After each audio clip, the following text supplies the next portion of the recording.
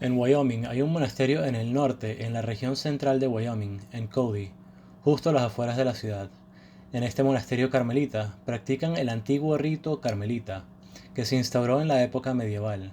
Se llama el rito del Santo Sepulcro y los monjes siguen las disciplinas ancestrales que forman parte de la vida carmelita. Una de estas disciplinas consiste en colocar una calavera en la cabecera de la mesa donde comen. La calavera les recuerda que, aunque están comiendo para mantenerse con vida, al final morirán, pues todos morimos eventualmente. Este recordatorio es constante.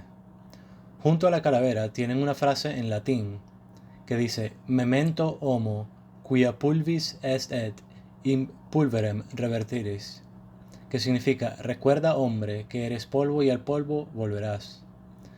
La muerte es una realidad inevitable que todos debemos enfrentar. La definición de la muerte es la separación del alma inmortal del cuerpo. Esa es la enseñanza de la Iglesia. En un concilio de la Iglesia primitiva se definió que el alma es la forma sustancial del cuerpo. Esto significa que el alma es lo que hace que tu cuerpo sea humano. No es tu ADN ni otros elementos, aunque forman parte de ello. En realidad, es el alma la que convierte la materia en un cuerpo humano, en lugar de un cuerpo de perro. La forma de un perro es lo que hace ser un perro, en lugar de un ser humano. Nuestra alma es lo que hace que nuestro cuerpo sea humano y pueda permanecer en él mientras el cuerpo pueda mantener las funciones propias del alma, como el pensamiento y la alimentación. Pero una vez que el cuerpo se vuelve incapaz de realizar las operaciones del alma, es decir, cuando llega al punto en que el alma ya no puede actuar a través del cuerpo, entonces el alma se separa de él. La muerte es la dosis de realidad de Dios para llevar al hombre a una sobriedad respecto a su condición y estado. Es una dosis de realidad porque le recuerda al hombre que es un pecador, que está afectado tanto por el pecado original como por el pecado actual, y por ello su sentencia es la muerte. La muerte también nos despierta de la insensibilidad y de la embriaguez que pueden causar las cosas de este mundo.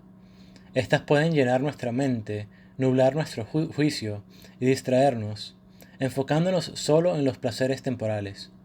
Sin embargo, la muerte nos aleja de esto y nos ayuda a recordar que estas cosas vienen y van, pero la muerte nos aleja de eso y nos ayuda a recordar. Aunque la comida tenga buen sabor, como vemos en el monasterio carmelita, no importa, porque todos vamos a morir. La muerte nos dice que todas las cosas en esta vida son pasajeras e insignificantes, a menos que de alguna manera se relacionen con aquel que ejecuta la sentencia por nuestro pecado, es decir, Dios. En otras palabras, la muerte le da sentido a la vida, y el significado de la existencia humana está arraigado en Dios. San Pablo nos dice que el salario del pecado es la muerte. Esto se debe a que al pecar nos alejamos de Dios, que es la fuente de la vida, y nos volvemos hacia las cosas creadas, las cuales por sí mismas no pueden proporcionar vida. Así, el castigo es acorde con el crimen. Nos volvemos hacia cosas que no pueden dar vida, y como resultado, Dios nos da lo que hemos elegido. Es decir, cuando a través del pecado nos aferramos a lo creado y nos alejamos de Dios, Él nos deja con esas cosas creadas, que no pueden otorgar vida, y de ahí se sigue la muerte. A través de la muerte, aprendemos que no somos los jueces finales del bien y del mal, de la verdad y la falsedad, por más que algunos insistan que no existe una verdad objetiva en el mundo. Todos deben admitir una verdad que se aplica a todos, en todos los casos, excepto por unas cosas excepcionales en el Antiguo Testamento. Todos los seres humanos mueren. Esto es algo que nadie puede negar. Si lo hacen, simplemente están engañados, tienen una enfermedad mental o están siendo intelectualmente deshonestos. Más bien, la muerte es la manera en que Dios nos muestra lo que debemos hacer. Él demuestra su poder supremo sobre la vida y la muerte. En las Escrituras, Dios nos dice que la muerte es un castigo por el pecado, por no seguir sus mandamientos, y lo que hace es asegurarse de que todos suframos el castigo que nos corresponde por el pecado, la muerte. Por lo tanto, incluso si alguien quiere negar la realidad, el hecho es que todos tenemos que morir. La muerte es el fin de todas las cosas, como nos dice San Alfonso María de Ligorio. Es algo evidente porque nos priva de todo, salvo lo que llevamos en el alma. Les digo a los seminaristas que cuando mueren hay dos cosas que se llevan consigo, en realidad tres. La primera son los méritos que han acumulado en este mundo por hacer buenas obras estando en el estado de gracia. Si no están en el estado de gracia, es decir, en gracia santificante, cuando realizan una buena obra, esa obra no tiene mérito ante los ojos de Dios. No significa que no sea una buena obra, pero no les concede un lugar más alto en el cielo. Para ello hay que estar en el estado de gracia. Para merecer, hay que estar en el estado de gracia, y así llevamos con nosotros nuestros méritos. Lo segundo que llevamos en nuestro estado es nuestro estado de alabanza, o la falta de éste. Es decir, todo aquello que no pertenece propiamente a nuestro cuerpo. La última cosa que llevamos con nosotros son nuestras virtudes y nuestros vicios. Si tenemos vicios, debemos ser purificados en el purgatorio, a menos de que los hayamos abandonado completamente para buscar solo a Dios en esta vida. Un alma que ha renunciado a todo lo que sus vicios ordenaban hacia los bienes creados, se ha separado de esos apegos, y así la muerte nos corta el vínculo con ellos. Esta es una de las razones por la que las almas en el purgatorio no pueden pecar. El punto es que llevamos nuestras virtudes y vicios con nosotros, cuando nos presentamos ante Dios en el juicio final. No llevamos dinero, ni propiedades, ni bienes materiales, solo llevamos lo que hemos cultivado en nuestra alma. La vida es breve, y la muerte llega rápidamente, por eso los santos decían que no debemos perder el tiempo. Este mundo es el lugar donde podemos merecer un lugar más alto en el cielo. Como dice San Pablo, corran para ganar el premio. Con esto nos exhorta a esforzarnos por alcanzar el mayor grado de gloria en el cielo antes de morir. La muerte nos recuerda que no tenemos mucho tiempo para hacerlo. Algunos santos, al acercarse al final de sus vidas, lamentaban no haber tenido más tiempo para merecer una mayor recompensa en el cielo.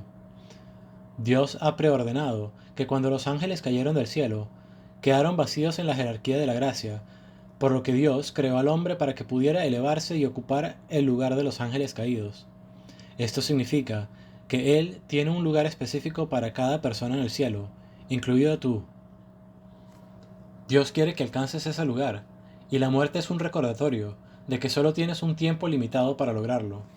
La mayoría de las personas, debido a sus fallas en la vida, nunca alcanzan el nivel más alto que Dios había destinado para ellos. Los santos sí lo logran, porque son perfectos, pero aquellos que no son perfectos deben esforzarse al máximo para purificarse y merecer su lugar en el cielo. Dios quiere que llegues allí, pero la muerte solo te da un tiempo limitado. Es seguro que todos los hombres mueren, pero la hora y la manera de nuestra muerte siguen siendo inciertas. Hay una historia sobre un hombre en Rusia que era bastante atlético. Una noche, en lugar de ir a confesarse, como pensaba que debía hacerlo porque creía estar en pecado mortal, decidió ir a nadar y dejar la confesión para el día siguiente. Se dirigió a la piscina, que estaba oscura porque las luces no estaban encendidas. Subió al trampolín y estaba a punto de saltar, cuando el conserje entró y encendió la luz, revelando que la piscina había sido vaciada. Si el hombre hubiera saltado, habría muerto, lo que significaría que su alma estaría condenada, pues según la enseñanza de la Iglesia, ese es el juicio para quienes mueren sin estar en el estado de gracia. Esto es un recordatorio de que no sabemos ni el día ni la hora. La hora de nuestra muerte es desconocida, y es por la pura gracia de Dios que si estamos en estado de pecado mortal, Él nos concede tiempo adicional y la gracia para volver a Él y acercarnos. Sin embargo, seguimos sin conocer ni el momento ni la manera en que sucederá nuestra muerte. Los santos siempre cultivaron una devoción en la que abrazaban con amor la forma de muerte que Dios había previsto para ellos, porque Dios tiene un tipo específico de muerte para cada persona, ya que cada individuo es diferente. Según San Alfonso María de Ligorio, la Escritura es clara respecto a la muerte de quienes no hacen la voluntad de Dios, sino que siguen con la suya propia. Cada vez que se leen estas palabras en los escritos de los santos, se entiende que el pecador es aquel que sigue su propia voluntad en lugar de la voluntad de Dios. En una cultura donde todo gira en torno a la elección y ya no en la verdad, se destaca la frase en latín mors peccatorum pessima, que significa la muerte de los pecadores es la peor. Para aquellos que llevan una vida de maldad y autocomplacencia, la muerte es vista como la peor de las desgracias, porque representa el fin de su pecado. Por esta razón, en el pasado la Iglesia Católica consideraba aceptable la pena capital. Se creía que algunas personas estaban tan arraigadas en el pecado y eran tan obstinadas en él que se les hacía un favor al quitarles la vida, evitando así que continuaran bajando aún más su lugar en la condenación. Esto es una señal de que la muerte del pecador es la peor. San Francisco observa que la muerte de los pecadores está llena de dificultades. Él dice que los demonios tientan al alma que está a punto de partir, con los pecados de su vida pasada, e incluso con cosas que nunca ha hecho antes. También señala que los demonios intentan que la persona se enfoque en su defecto predominante.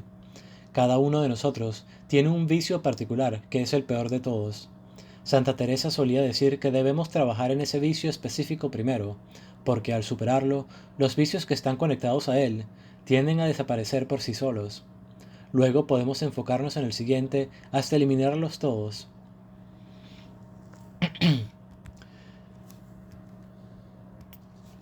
Sin embargo, en la última hora del pecador, los demonios vienen a tentarlo con aquello que corresponde a su defecto predominante. Por ejemplo, si alguien tuvo problemas con pecados relacionados con el noveno mandamiento, los demonios le inducirán pensamientos impuros para intentar hacerlo caer. Por eso es crucial erradicar nuestros defectos predominantes y cualquier imperfección espiritual, porque los llevaremos a nuestra muerte y serán la batalla final que enfrentaremos. De cierta manera, en la muerte, somos nuestro peor enemigo. Si llegamos a ella sin imperfecciones, Satanás tiene muy poca capacidad de afectarnos, pero si aún llevamos vicios e imperfecciones, él los usará en nuestra contra. San Francisco dice que los demonios vienen a reclamar lo que les pertenece, es decir, que realmente se presentan en la muerte. Los demonios vienen a reclamar lo que ellos consideran su propiedad. Si una persona está en estado de pecado mortal, el alma se convierte en su posesión. Hay un relato sobre una mujer que trabajaba como enfermera en un hospital. No se sabe con certeza si aún trabaja allí, pero en una ocasión observó a un hombre que llegó al hospital, un hombre de gran maldad. Sus palabras y acciones reflejaban su falta de arrepentimiento y su obstinación. Cuando llegó el momento de su muerte, algo oscuro apareció ante él en presencia de las enfermeras. El hombre quedó aterrorizado, porque aquella entidad había venido a reclamarlo.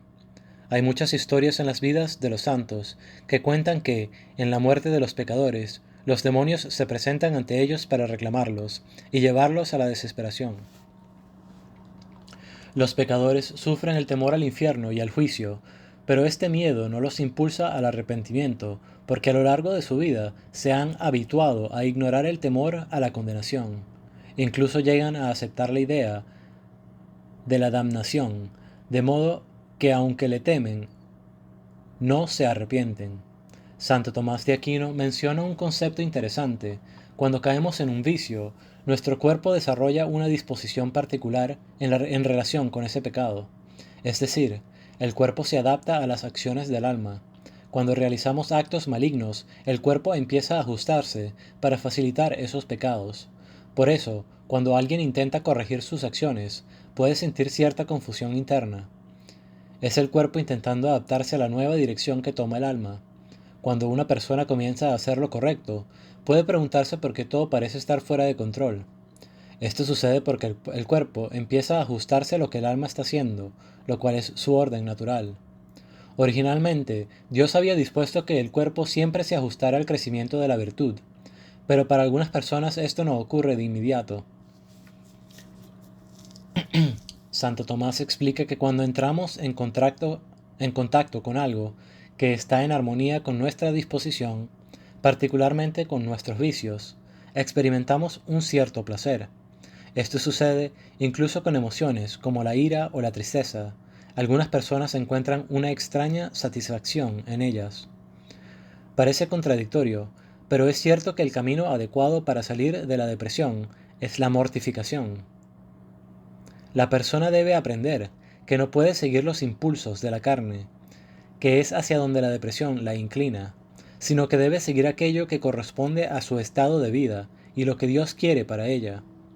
El punto es que quienes se acostumbran al temor de la condenación pueden llegar a sentir cierto placer en ello. Por esta razón, San Buenaventura afirma que los condenados y aquellos que están en proceso de morir y encaminándose hacia la condenación, llegan a amar el peligro de su destino final. Mors peccatorum pessima. Los pecadores comienzan a gustar del riesgo de la condenación. Con frecuencia no consideran que la perdición sea tan terrible, y por lo tanto no están tan preocupados por arrepentirse. Ven la muerte como algo que llegará, pero lo postergan psicológicamente sin comprenderla realmente. Y aquí es donde radica una de las grandes diferencias entre un católico fiel y cualquier otra persona.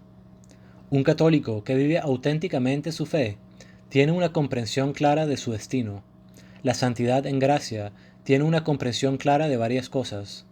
Primero, la realidad del juicio final. Segundo, la realidad de la muerte, que es común para todos. Tercero, el significado de todo esto, que cada persona tendrá que comparecer ante Dios y ser juzgada. También significa que después de la muerte el alma irá al cielo o al infierno. Además, aquellos que tienen una fe sólida tienen una comprensión clara de la inmortalidad del alma. Aunque el cuerpo muere, el alma no muere. Santo Tomás de Aquino explica que una de las razones por las cuales existe la resurrección es porque cuando el alma se separa del cuerpo, entra en un estado que es antinatural. ¿Por qué? Porque como mencioné antes, el alma es lo que hace que el cuerpo sea verdaderamente humano, en lugar de ser como el cuerpo de un animal. El alma está diseñada para operar a través de la materia, es decir, a través de nuestro cuerpo. Cuando se separa de él, se encuentra en una condición contraria a su orden natural. Por eso los santos en el cielo desean recuperar su cuerpo. El punto es que los católicos tienen una profunda comprensión de que la muerte llegará, pero su alma vivirá eternamente. Por ello, deben asegurarse de cuidar bien su alma para que llegue al lugar correcto. Aquellos que van a ser condenados, los pecadores que llevan una vida habitual de pecado y se niegan a arrepentirse en su lecho de muerte, no se preocupan por el destino final de su alma. Para ellos, la muerte es lo peor, porque Dios los aparta de las cosas que disfrutan, los placeres a los que sus vicios estaban orientados, como la comida o los deseos contrarios al sexto y noveno mandamiento. Por ello consideran la muerte como la peor desgracia. Pero esto no sucede con el católico fiel. Hay una diferencia cualitativa en los funerales cuando un sacerdote preside una misa de difuntos. Se puede notar la diferencia entre aquellos que están en los bancos de la iglesia y tienen una fe sólida, con una clara comprensión de la inmortalidad del alma y el destino final de su ser querido, ya sea con Dios o en la condenación, y aquellos que no poseen esa claridad. Para quienes tienen una fe firme, existe el dolor por la pérdida, pero al mismo tiempo hay una paz profunda al reconocer que la muerte es solo una transición. En la liturgia de la misa de Requiem se dice Deus vitam mutas non tollis, lo que significa Dios transforma la vida, no la quita. Esto nos recuerda que la vida no es destruida, sino cambiada. El alma ya no está en el cuerpo, pero finalmente será restaurada en él por completo. Los que comprenden esto experimentan paz, mientras que aquellos que no tienen esta certeza no la sienten. Hay una diferencia cualitativa, no solo entre el católico fiel que lleva una vida santa y entiende estas realidades, y el católico que no lo hace, sino también entre católicos y protestantes en los funerales. Los protestantes suelen tener una visión menos clara de estos conceptos, porque la enseñanza en sus iglesias no es tan precisa como en la iglesia católica. Como resultado, cuando enfrentan la muerte, reaccionan con pánico y no tienen las mismas certezas que los católicos.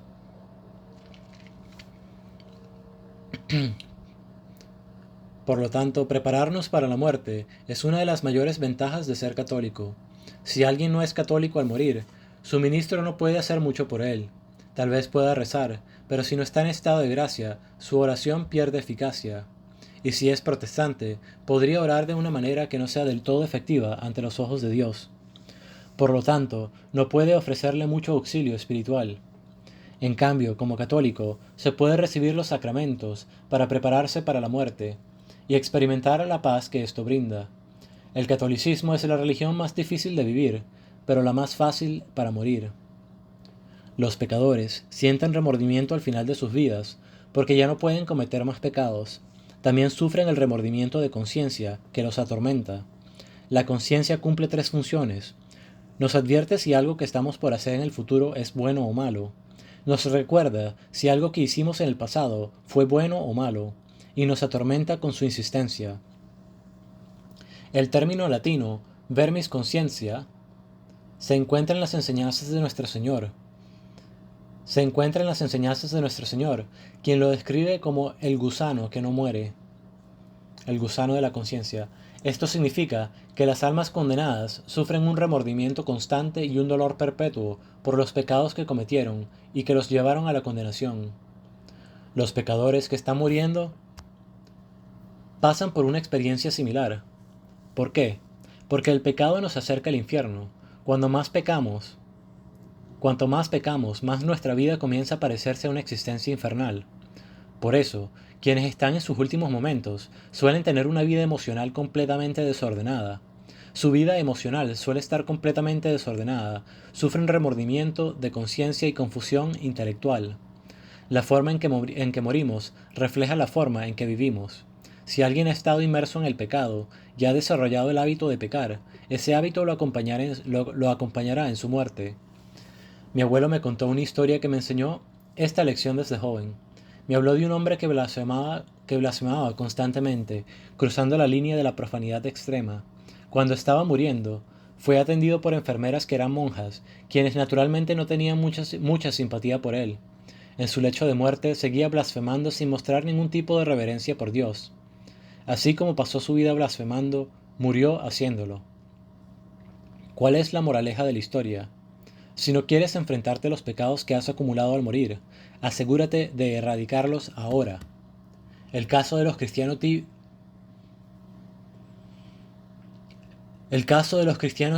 es diferente al de los pecadores que viven en pecado mortal, sin arrepentirse.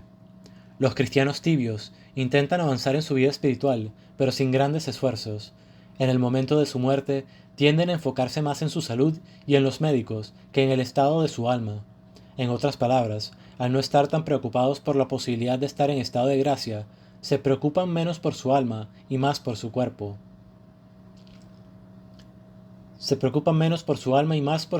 Y todo lo que está a su alrededor. Sin embargo, según San Alfonso María de Ligorio, incluso estas personas están llenas de confusión y de error. Parte de esta incertidumbre proviene de su falta de certeza sobre el destino final de sus vidas. Por otro lado, quienes buscan la santidad, aquellos que han erradicado todos sus vicios, logran alcanzar una paz verdadera. Es posible llegar a este punto. Muchas personas creen que la ausencia de pecado es el nivel más alto al que se puede alcanzar en la vida espiritual.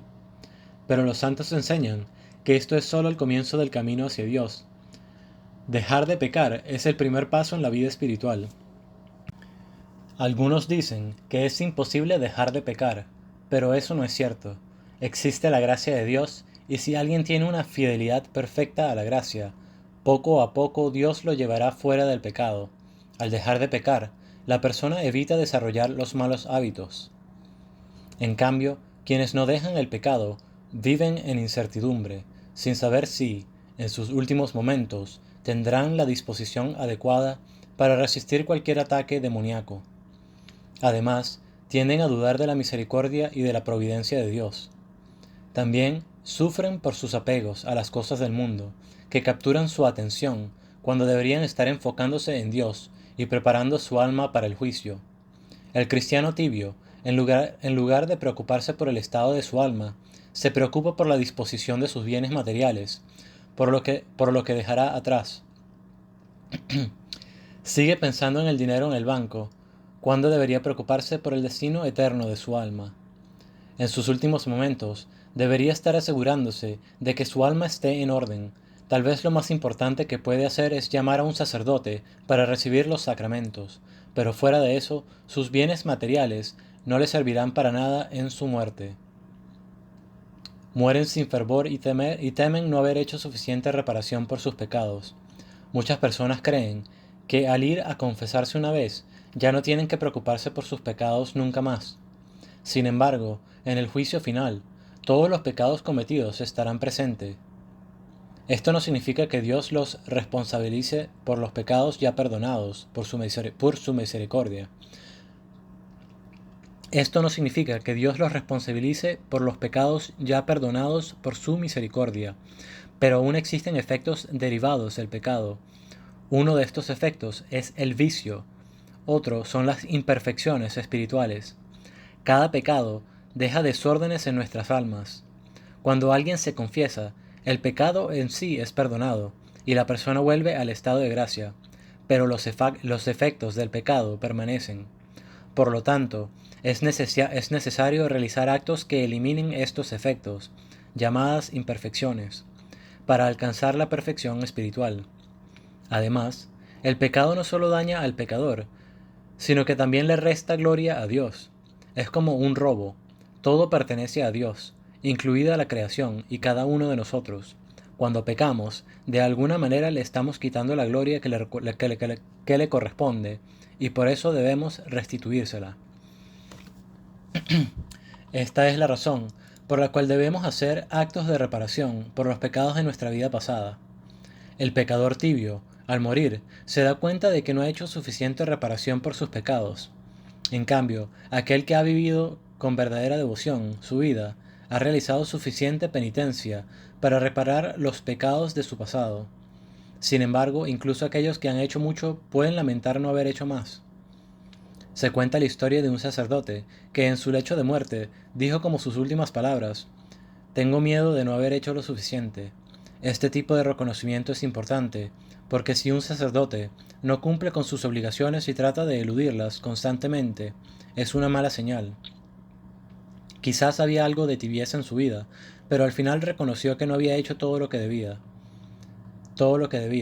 Por otro lado, quien alcanza la perfección tiene su mente completamente centrada en Dios, busca glorificarlo en cada situación y en todo lo que hace.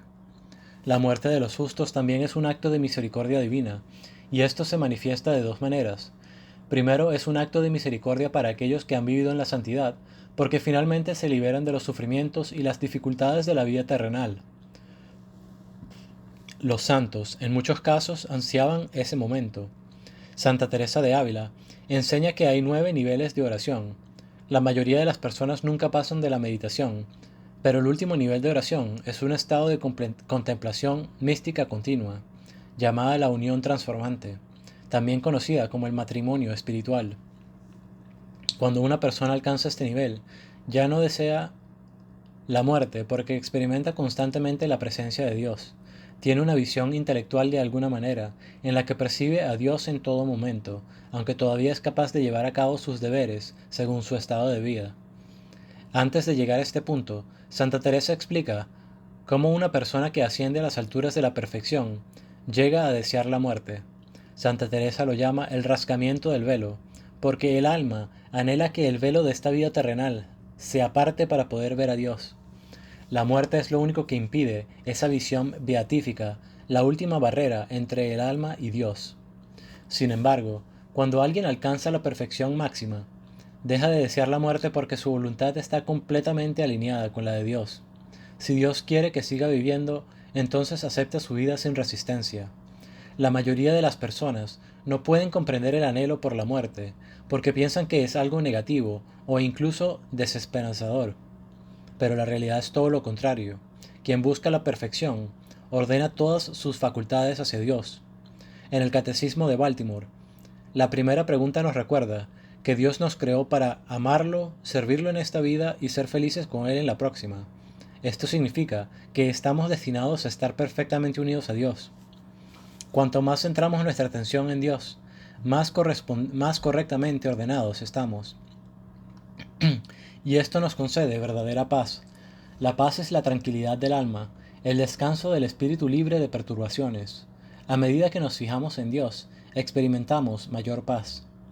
Para la persona justa y perfecta, la muerte es realmente un motivo de alegría, porque significa el paso a la presencia de Dios, hacia quien ha dirigido toda su vida. Para el hombre justo, la muerte es una gracia inmensa, porque ya no verá más pecado. Para quienes aspiran a la perfección, el pecado es una carga dolorosa y molesta. En cambio, aquellos que no buscan la perfección, suelen aferrarse a sus pecados y encuentran placer en ellos. Quien no se esfuerza por alcanzar, quien no se esfuerza por alcanzar la perfección suele tener cierto apego a su pecado.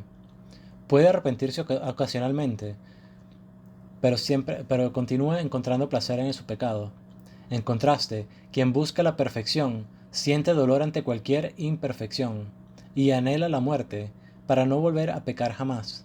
Este es uno de los mayores deseos del alma justa. El justo se regocija al ser liberado de los desórdenes causados por el pecado original, que afectan las facultades humanas. San Ambrosio observa que la muerte es, en cierto sentido, el entierro de los vicios. Es decir, cuando alguien muere, ya no puede pecar ni aumentar sus vicios. En el purgatorio, estos son purificados. El hombre justo reconoce que, tras la muerte, podrá ser verdaderamente feliz y alejarse de este valle de lágrimas. No siente los tormentos de conciencia que afligen al pecador, quien sigue preocupándose por los males que ha cometido. En cambio, el justo no sigue cometiendo pecados, por lo que no sufre la angustia de la culpa.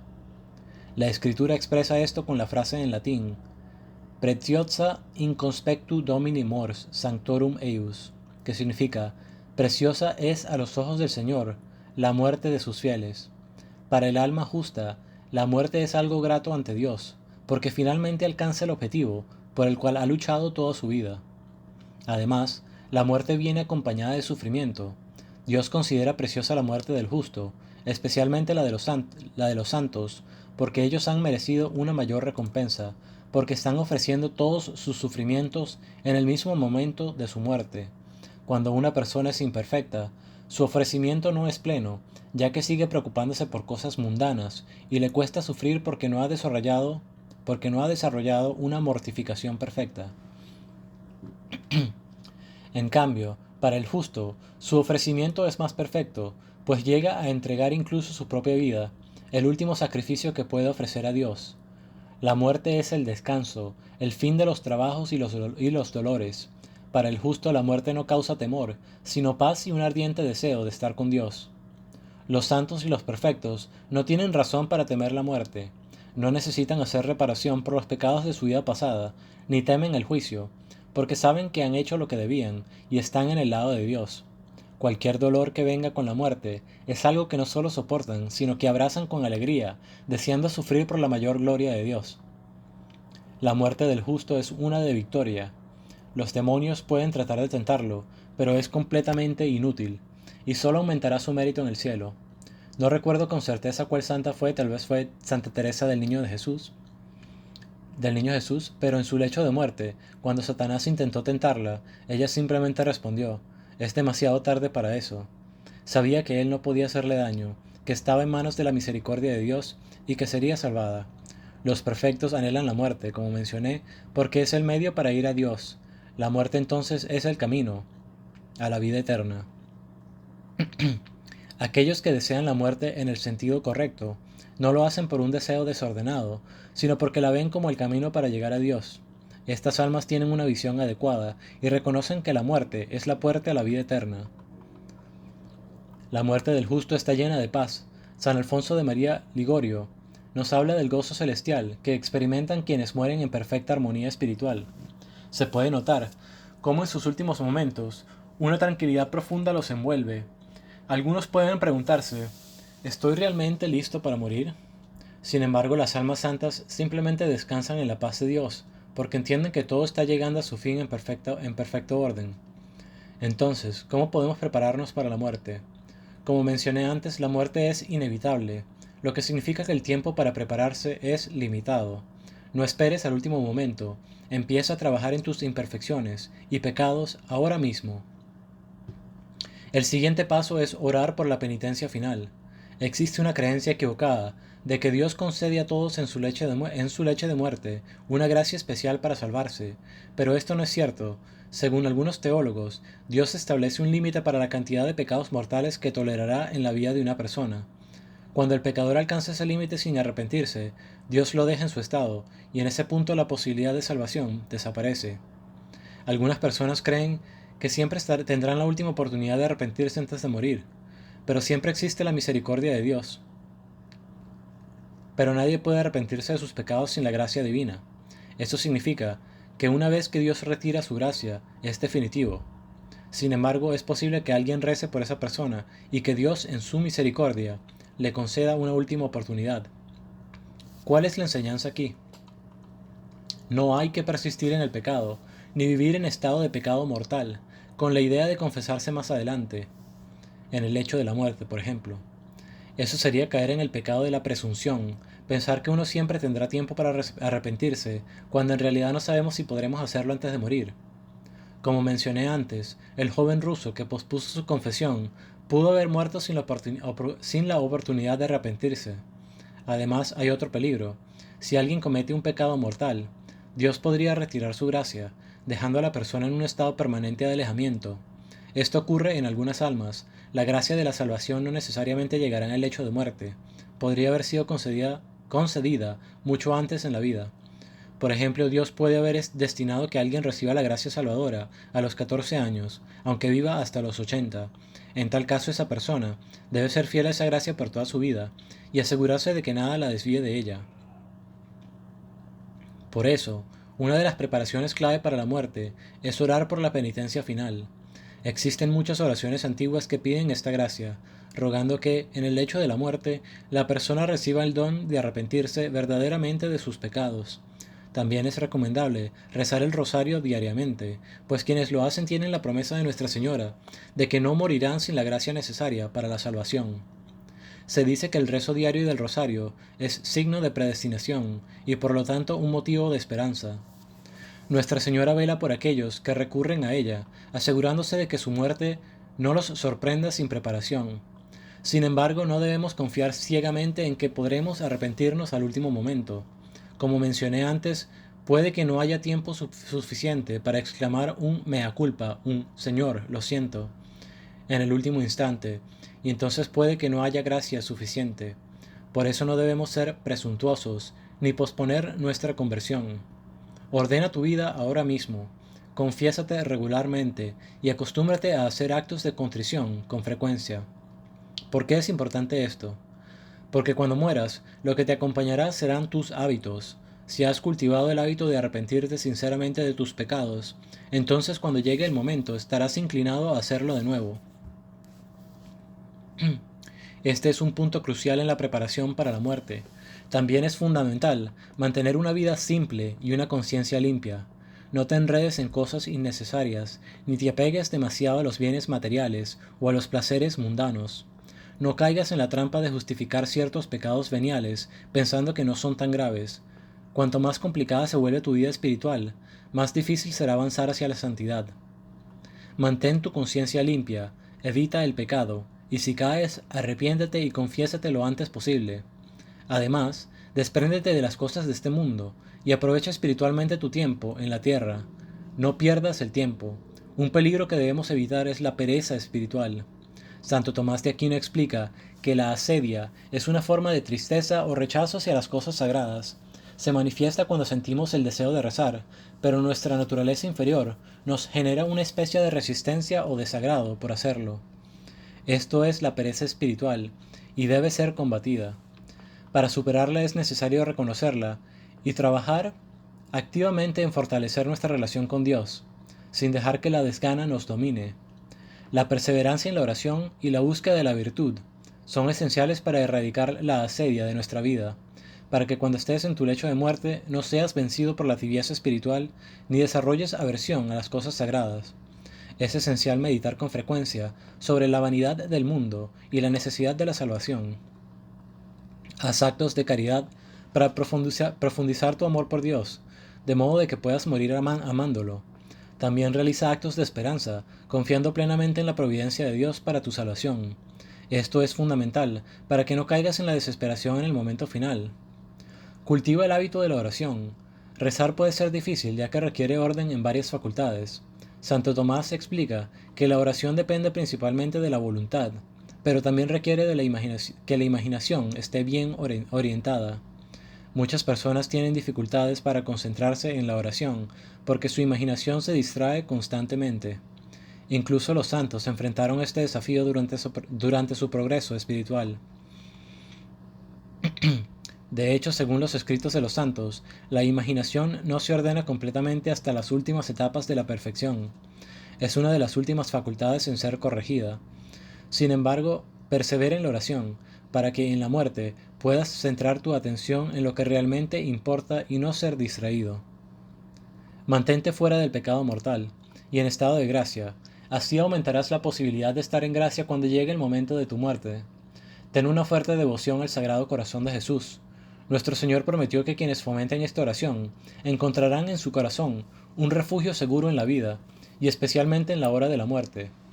Si mantienes una relación profunda con el Sagrado Corazón, Cristo te concederá las gracias necesarias en tu lecho de muerte.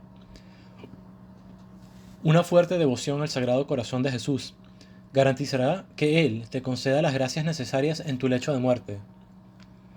Cristo proveerá para ti y te asistirá en tu última agonía. También puedes participar en las devociones de los primeros viernes, una práctica dedicada al Sagrado Corazón, en la que puedes ofrecer oraciones para recibir la gracia de la penitencia final. Nuestro Señor prometió que quienes sigan esta devoción recibirán la gracia de una penitencia final adecuada y su refugio en la última hora. En otras palabras, si tienes una profunda devoción al Sagrado Corazón, Él se comunicará contigo en tus últimos días, asegurándote que está contigo y que te acompaña. Además, cultiva una devoción a la misericordia de Dios y haz reparación por los pecados de tu vida pasada. Esto garantizará que no tengas nada que temer cuando enfrentes el juicio, el cual decidirá tu destino eterno en el cielo o en el infierno. Haz todo lo posible por prepararte para la muerte, porque es inevitable. Dios conoce con exactitud el día, la hora y el segundo preciso en que tu alma dejará tu cuerpo. Él ha dispuesto que puedas alcanzar el máximo mérito posible para obtener tu lugar en el cielo. No desperdicies el tiempo, prepárate para la muerte, para que cuando llegue tu juicio puedas estar en paz. Este es un llamado a la reflexión profunda y a la conversión sincera. No pospongas tu preparación, la vida es breve y la eternidad está en juego. Esto ha sido una homilía por el padre Ripperger, Chad Ripperger.